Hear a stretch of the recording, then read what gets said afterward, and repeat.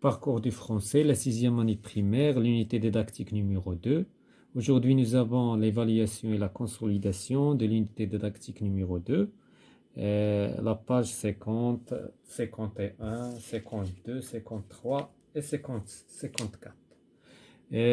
On va commencer par la lecture, puis la lexique, la grammaire, la conjugaison et l'orthographe. Donc, on va lire le texte tout d'abord. Moi, je suis rentré de vacances, j'étais dans une colo et c'était très bien. Quand nous sommes arrivés à la gare, avec le train, il y avait tous les papas et toutes les mamans qui nous attendaient.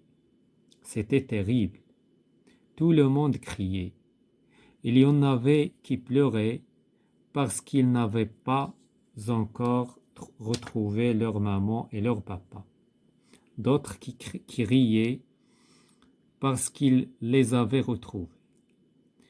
Les chefs d'équipe qui nous accompagnaient sifflaient pour que nous restions en rang. Les employés de la gare sifflaient pour que les chefs d'équipe ne sifflent plus. Ils avaient peur qu'ils fassent partir les trains. Et puis, j'ai vu mon papa et ma maman, et là, ça a été chouette, comme je ne peux pas vous dire. J'ai sauté dans les bras de ma maman, et puis dans ceux de mon papa. Et on s'est embrassés, et ils m'ont dit que j'avais grandi, que j'étais tout brun, et maman avait les yeux mouillés, et papa. Ils rigolaient doucement en faisant hé hé, et il me passait sa main sur les cheveux. Moi, j'ai commencé à leur raconter mes vacances. Et nous sommes partis de la gare et papa a perdu ma valise. Donc, on va répondre sur les questions. La première question, un titre à ce texte. Donc, le titre qu'on peut choisir, c'est les vacances de Nicolas. Les vacances de Nicolas, ou bien le retour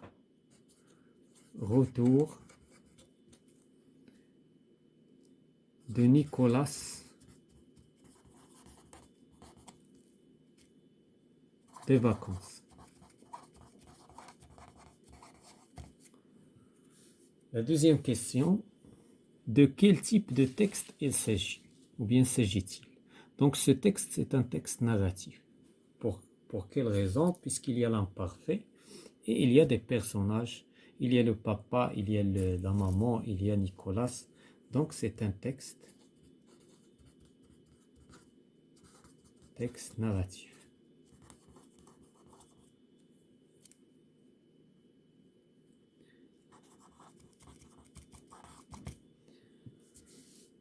La troisième question, pourquoi certains enfants pleuraient-ils? Donc on va d'après le texte, donc il y en avait qui pleuraient parce qu'ils n'avaient pas encore retrouvé leur maman et leur papa.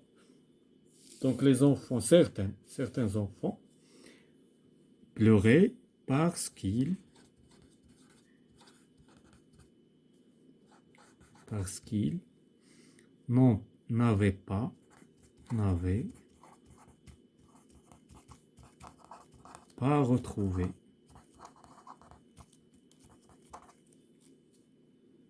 n'avaient pas retrouvé leur maman et leur papa. Leur maman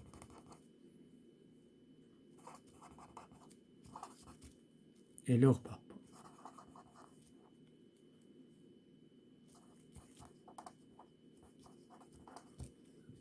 Donc, la question 4. Qui sifflait à la gare et pourquoi? Donc, on revient au texte. Donc, les chefs d'équipe qui nous accompagnaient sifflaient. Donc, les chefs d'équipe. La réponse, les chefs d'équipe qui qui ont sifflé, les chefs d'équipe.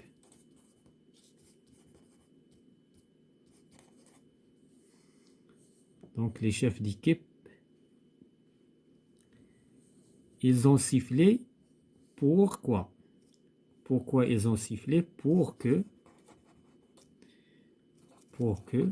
les voyageurs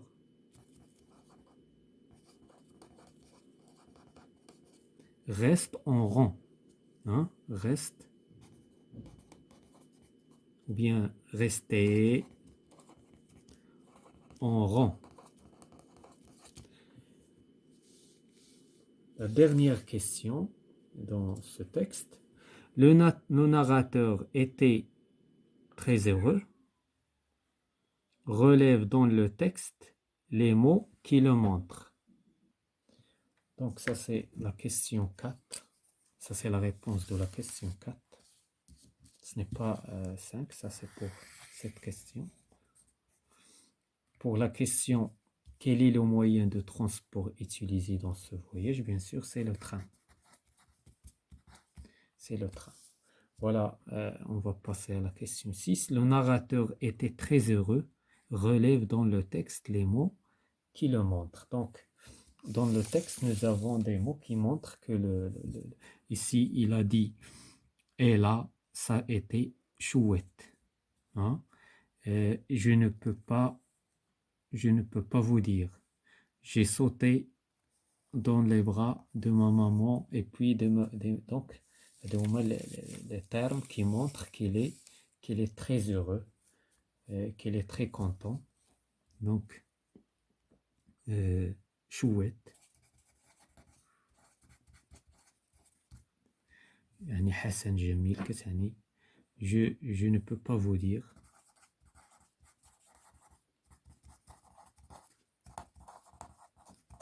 يعني ما نقدرش نقول لكم ما تقدرش نقول لكم شنو. J'ai sauté. Il a sauté donc par la joie. Il a sauté dans les bras. J'ai sauté dans les bras de ma maman et de mes parents. Voilà. Et voilà, c'est la fin de la lecture. On va passer à la lexique.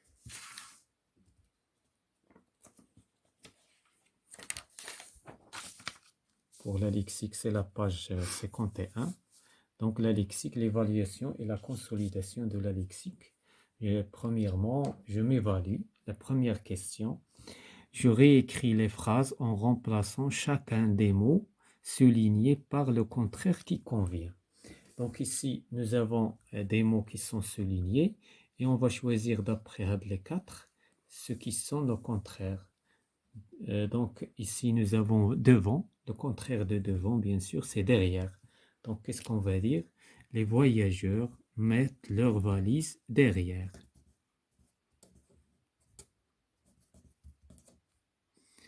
Derrière eux. Donc voilà. Pour la deuxième question, le train entre en gare après 17 heures. Donc, le contraire de après, c'est avant. Donc, le train entre en gare avant 17 heures.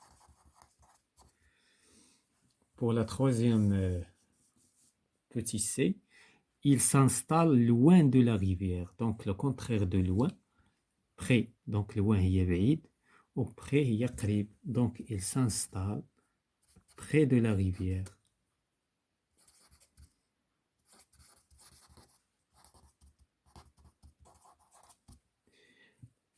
Petit d, ce voyageur est triste. Triste, hazin. Le contraire, c'est content. Donc, est content. Est content. Et on va compléter la phrase par les mots. Donc, la deuxième question de la lexique.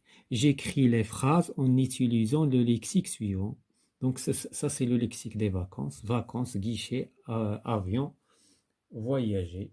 Donc, on va former 4 phrases. 4 phrases par les mots qui conviennent. la première phrase, je passerai, on va utiliser vacances. Je passerai, donc mes vacances.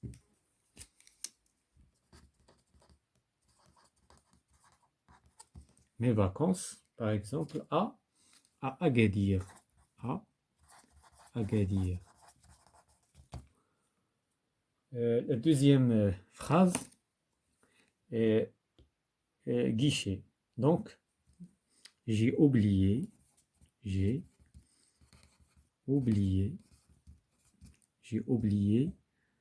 ma valise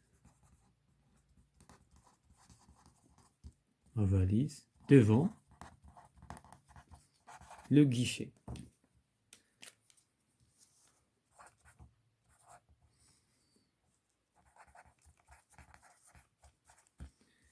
La troisième phrase, avion. Je n'ai jamais voyagé en avion. Je n'ai jamais voyagé en avion durant toute ma vie. En avion. Petit D, voyager. Dans ce climat,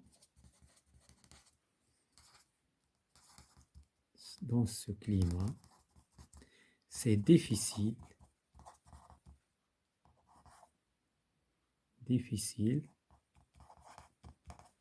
de voyager.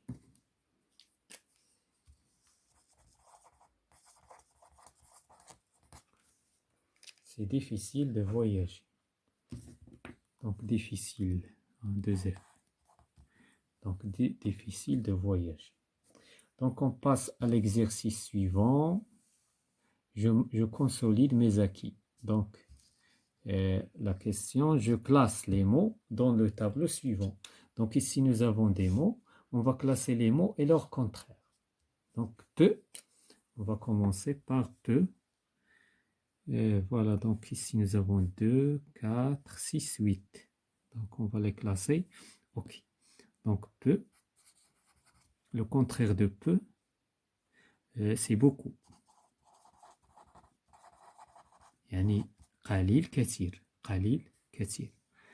Plein. Le contraire de plein. Plein, yemle. Vide. Farir. Plein. Le contraire, c'est vide. Monter. Monter, yasad. Le contraire, c'est descendre. Ya nzil. Descendre. Le contraire du départ. Le départ ou l'entelaq, c'est l'arrivée. Ya l'wusul. La question suivante.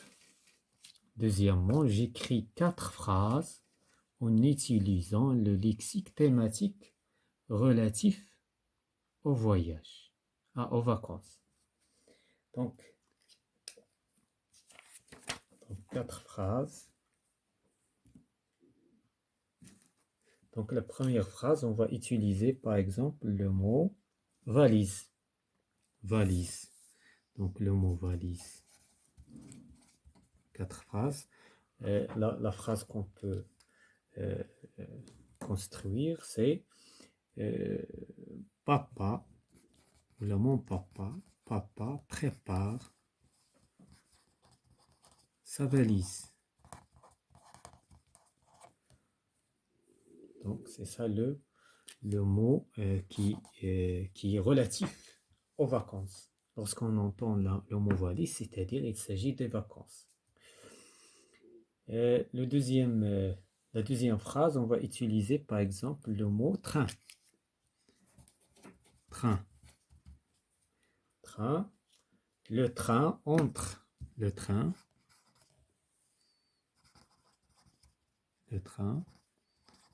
entre à la gare à 7 heures du matin. À 7 heures du matin. Donc, on va dire entrera, si vous voulez, si on veut faire le futur, entrera à la gare. Donc, le mot qu'on a utilisé, c'est train. La troisième phrase, on va utiliser le mot gare. Gare. La gare est pleine de voyageurs. Donc, le mot qu'on a utilisé, qui est relatif aux vacances, c'est gare. La dernière phrase,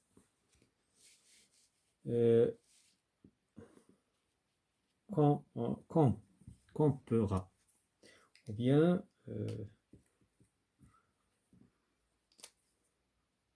compera. Ah, non, il y a un A, compera. Donc, la phrase qu'on va choisir, l'été prochain,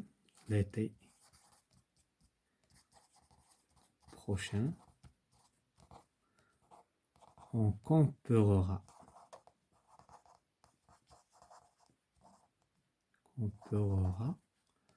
Près de la rivière. Près de la rivière. إذن غادي نخيمو قريبا من la rivière هي الواد. Voilà, on va passer à la page suivante. C'est la page de la grammaire. Donc la grammaire dans la page 52, évaluation et consolidation de la grammaire.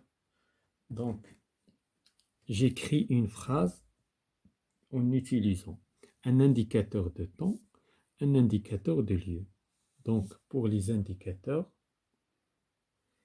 donc on va utiliser l'indicateur de temps qu'on va utiliser quand. L'indicateur de lieu devant. On va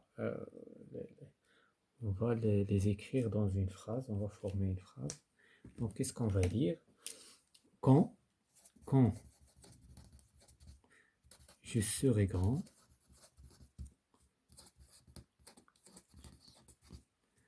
je serai un policier. Donc le mot quand, c'est le mot bien sûr, c'est l'indicateur, c'est un indicateur de temps. Devant.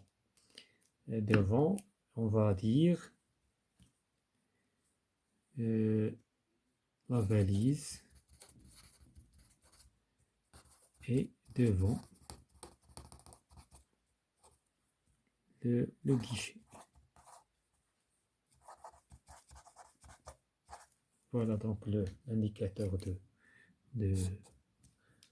l'indicateur de lieu, c'est devant. Là, l'exercice numéro 2, j'enrichis la phrase suivante. Donc, le train entre en gare. Donc, on va dire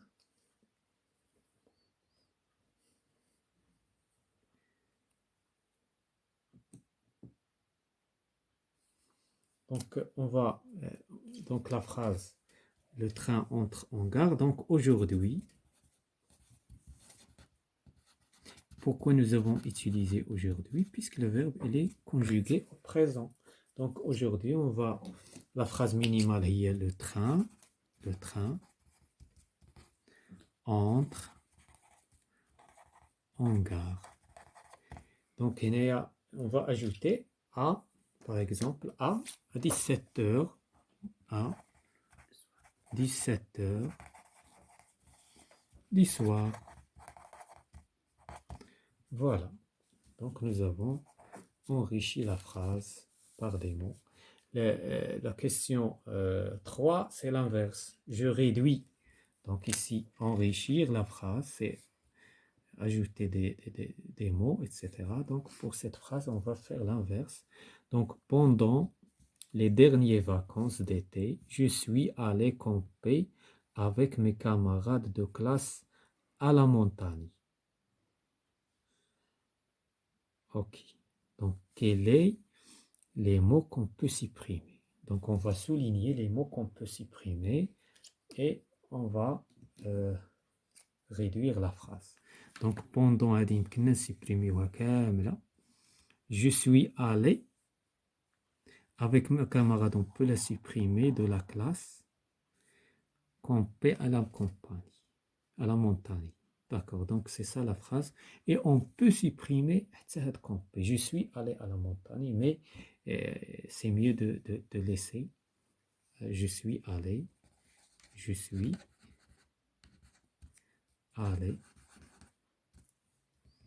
camper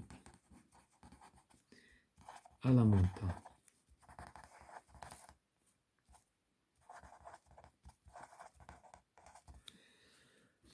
Donc on passe à l'exercice suivant. Je consolide mes acquis. Je classe en 2 colonnes les indicateurs de temps et les indicateurs de lieu utilisés dans la rubrique je m'évalue.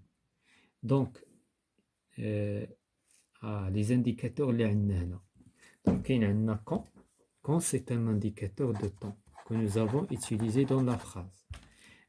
Devant, c'est un indicateur de lieu. Aujourd'hui, c'est un indicateur de temps.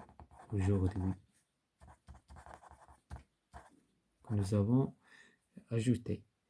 17 heures. Le soir, c'est un indicateur de temps. Et pour le camper, voilà. Donc pendant, c'est un indicateur de temps. Pendant les dernières vacances, je suis allé avec mes camarades de la classe. Devant, je suis. Donc le soir est un nom, c'est un indicateur de temps, mais ce n'est pas un nom invariable. Donc on va passer à la question suivante. Deuxièmement, je souligne les mots utilisés pour enrichir la phrase. Mon frère aime le voyage.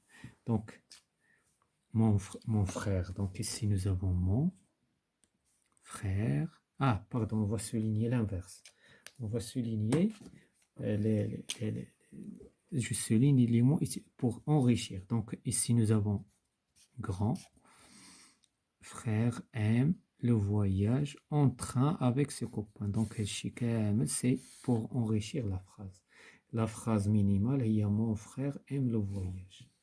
La dernière question, j'indique la nature des mots qui enrichissent cette phrase.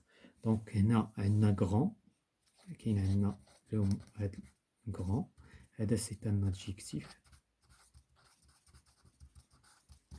Un train. Donc un en. Donc il y a un adjectif. Il y a un train. Train, c'est un mot. C'est un nom.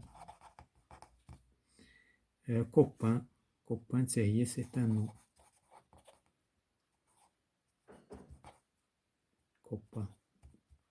On a les noms. C'est un nom. C'est un adjectif. Les baqi, ce sont des déterminants. On a en, avec, c'est. Ce sont des déterminants.